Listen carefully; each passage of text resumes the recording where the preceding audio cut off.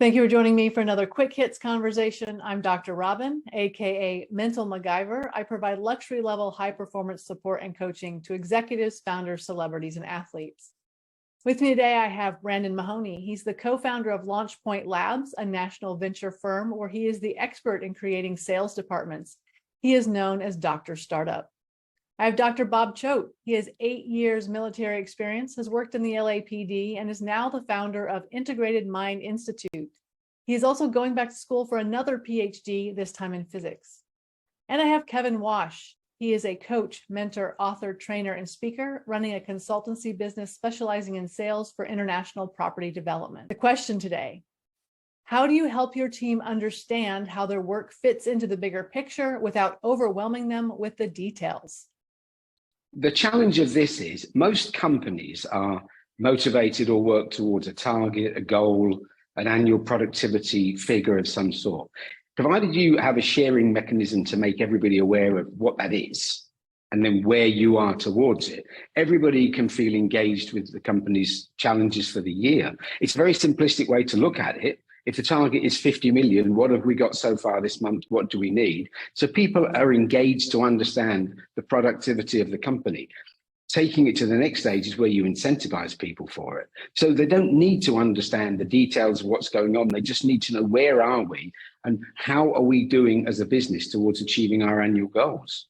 I think anytime I try to help my teams understand what their individual missions are and why, it always relates back to what are the company goals. And if the company goals are clearly defined, it's so much easier for them to understand, okay, this is how my role plays a part in us achieving that. I think it always starts with understanding the overall company's vision and mission. So once they understand that, they can learn how they fit with that vision and mission. And I would even add in storytelling to the mix that gets down into the subconscious mind in a sense. With Brandon, he does startups, and startups you really have to engage in that way so people can understand. Dr. Robyn, as you know, I'm with 2 other guys and we're launching a decision-making app. So we're all trying to see how we all fit with this overall vision and mission in terms of what we're doing. Then we have an exit strategy in about 2 to 3 months in terms of selling it. So I have to shift my own personal vision and mission to this. I feel like in a startup, when there's a few people, 3 people, 10 people, it's pretty easy to see, oh, this is how I work. But I'm going to play devil's advocate a little bit, because I've worked corporate jobs where I had no idea how what I did had any relevance to anything whatsoever. I just came into work, did my little thing, and then left and played some volleyball. Nobody ever told me what was actually going on. Is that okay in big organizations, that you just have employees that are just doing a job? No, you know something, Robyn, it's very common in my work, which is going into particularly property developers, which tend to be very large organizations. Their focus is normally on the 2 departments, the devils and the divas of sales and marketing. And they'll invest money on the marketing and they'll spend money on training and kind of ignore the rest, which is crazy, because once you get the rest of your team, your company engaged to understand what the mission of the company is and what is the target, what tends to happen is this: you increase the engagement of the individuals. That in turn will increase the productivity of the individuals. That in turn will increase the efficiency of the company. It will increase the retention ratios and reduce turnover. It all impacts the bottom line.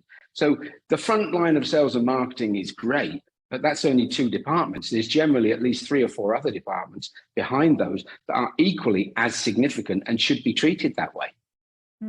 So within most sales organizations, there hits a point where there's a clear definition between who your A players are, your B players, and your C players. Your A players are the ones who are absolutely crushing it, and they're the ones who are getting all the accolades, they're getting all the attention. Your C players are the ones that are struggling, so they're getting the rest of the attention as they're being trained, and they're trying to get them to become B players. Whereas your B players are the ones who are consistent, but they're not so good that they're getting all the accolades, but they're not so bad, they're not getting attention.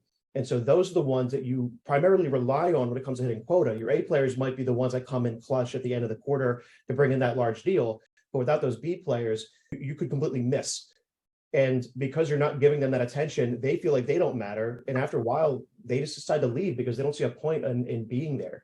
And it's a mistake I see a lot of sales organizations make, is they don't know how to split their time to give the right attention to those individuals so that they understand the value that they bring and why they're there.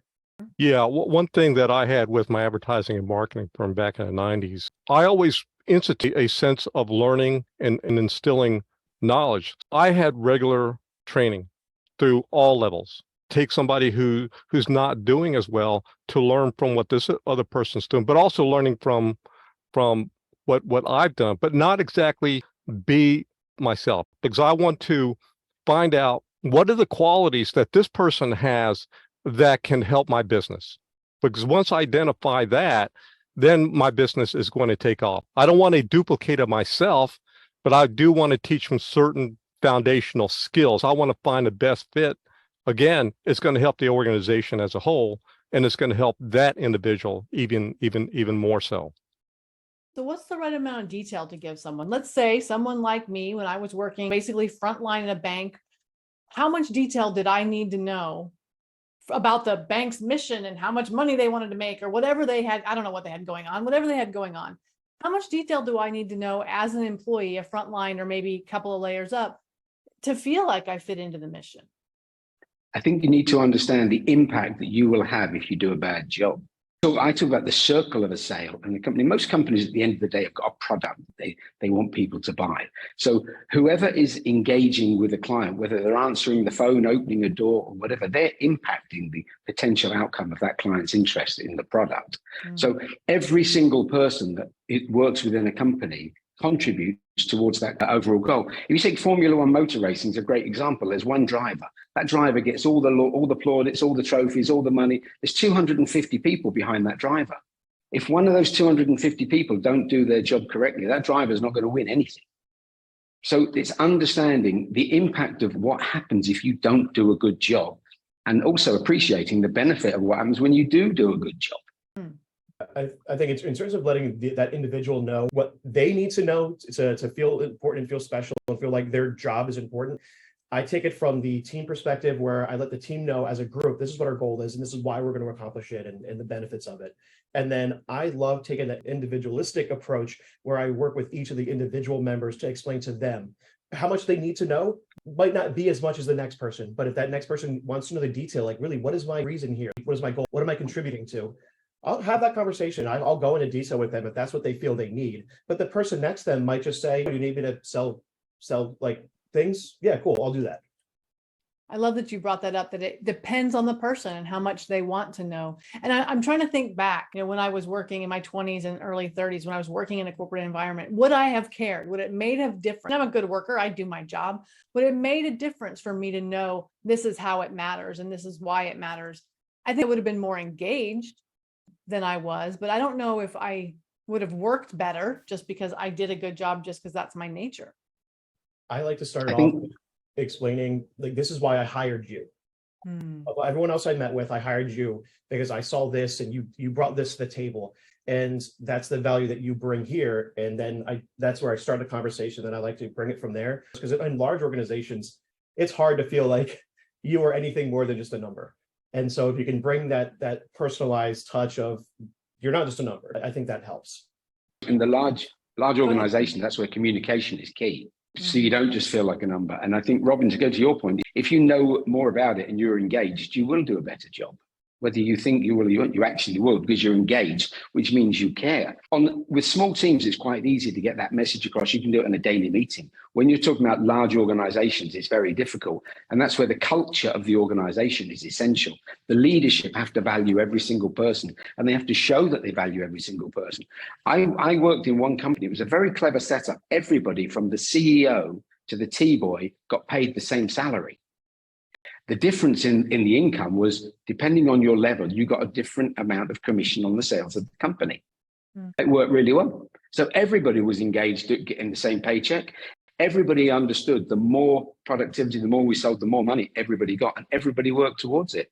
It was a very effective organization. When I first went into the Marine Corps in a boot camp, through the process, I learned how I fit within each squad in a platoon. Once I graduated from boot camp, every one of us, we were already instilled what it meant to be part of this, and instilled that we were all leaders as well. Our military is really good about, this is your role within this group. I don't think organizations are as good at that. So thank you for having this conversation with me. That is our 10 minutes. And I look forward to speaking to each of you again very soon.